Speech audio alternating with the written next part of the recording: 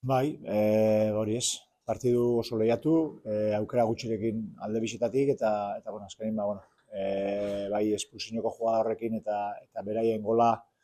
suertez sartu daben gol bat, rebote batetik eta gure azkenengo momentu hortako gol hori nola dute, bueno, azkenin euren aldera hori da ez, baina bueno, lanin jarraitzu bikau, ikusi partidu, ikusi gauzak seguru egon dizela hobetzeko eta batez bere lehengo zati hortan bueno, zer pasau dan ikusi eta hasiera hortan bueno, dueluk eta kaidak eta hor pixkat gure hobekuntza hori pixkat hortik bideratu eta ia aurrengo partidureko montezko. Bai, azkenen partido ona indula uste dut, azkenen ekipoak beti lehiatzeu, ekipoak beti emateu dena, eta bueno, gaur kontan berriz ere pues, bukaera alde hartan gol hori enkajatu dugu eta ezin izan dugu puntu binetxea bueltau. Bai, azkenen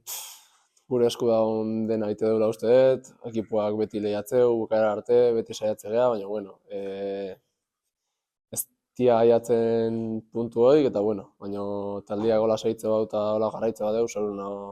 iritsiko dira.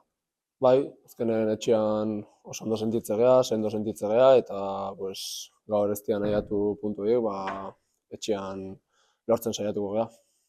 Sí, la verdad que iba a ser un partido complicado, que los dos necesitamos la victoria, porque nosotros veníamos con buena dinámica en casa y bueno, yo creo que se nos ha escapado en el último minuto con uno menos, pero en mi opinión creo que hemos hecho un buen partido hasta el final y nada, ahora pensar en el próximo partido en casa. Sí, la verdad que en el descanso hemos comentado que esa segunda caída iba a ser muy importante para nosotros porque en algunas nos han penalizado y bueno, hemos tenido en la primera parte una ocasión para meter y nada, no hemos podido meter, pero bueno, por un rebote nos han metido, pero bueno, lo que he dicho, creo que hemos hecho un buen partido, hemos aguantado hasta el final y una pena el resultado. Sí, la verdad que en casa somos muy fuertes con nuestra afición, somos el mejor local, o sea que a por ello, la verdad que en casa estamos haciendo buenos partidos y los rivales en esas ocasiones pues tienen que venir con un poco de miedo, no sé, pero bueno, la verdad que